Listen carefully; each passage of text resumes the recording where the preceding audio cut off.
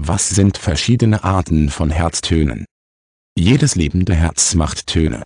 Die Geräusche kommen von den Bikuspidmitralklappen, den Trikuspidalklappen und den Aortenklappen. Wenn sich diese Ventile zusammenziehen und entspannen und den Blutfluss zum und vom Herzen ermöglichen, erzeugen sie das Herzschlaggeräusch. Ein gesundes Herz schlägt im ständigen Rhythmus. Es gibt verschiedene abnorme Herztöne, von denen einige harmlos sind, während andere auf schwerwiegende Herzprobleme hindeuten können. Der gesunde, normale Rhythmus des Herzens erzeugt einen Loop-Doop-Sound. Der Loop ist der erste Teil des Herzschlags, auch als S1 bezeichnet. Der Doop ist die zweite Hälfte des Herzschlags, auch als S2 bezeichnet. Der S1-Herzklang tritt auf, wenn die Bikuspidmitral- und Trikuspidalklappen sich zusammenziehen und schließen, um das Blut in eine Richtung fließen zu lassen.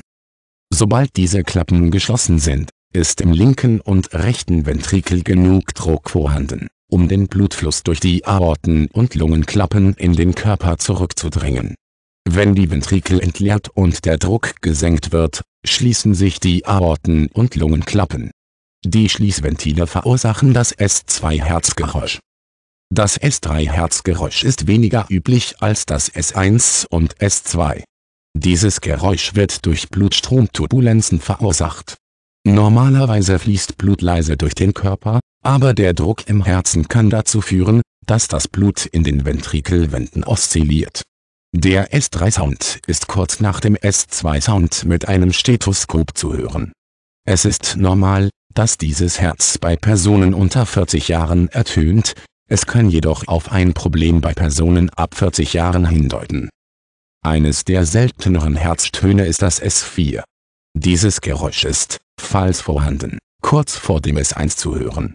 Das S4 ist manchmal in gesunden Herzschlägen von Kindern und Sportlern vorhanden, ist jedoch in der Regel ein ernstes Anzeichen für Gesundheitsprobleme.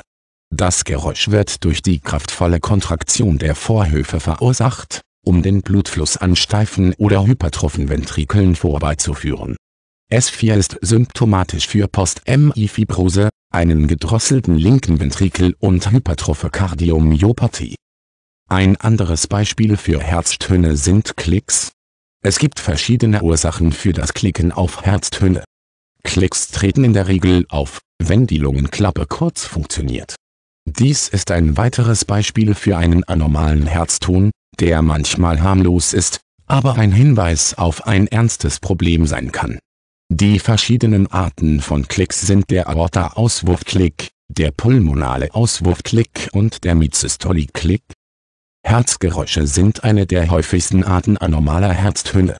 Herzgeräusche, wie der S3-Sound, werden durch Blutverwirbelungen durch die Herzklappen verursacht. Murmeln wird oft als schwirrendes oder pfeifendes Geräusch im Herzen gehört. Es gibt viele Variablen, die zu berücksichtigen sind, wenn Sie versuchen, die Ursache eines Herzgeräusches herauszufinden. Ein Elektrokardiogramm ist der beste Weg, die genaue Ursache zu finden. Ein gelegentliches Herzgeräusch ist normalerweise kein Grund zur Sorge und wird als eine Art Schluckauf im Herzen angesehen. Eine Person, die unter Herzgeräuschen leidet, möchte möglicherweise auf Nummer sicher gehen und sich untersuchen lassen, da dies ein Hinweis auf ein schwerwiegenderes Problem sein kann. Zu den schwerwiegenden Ursachen von Herzgeräuschen gehören Herzinfarkt, Bluthochdruck und Anämie.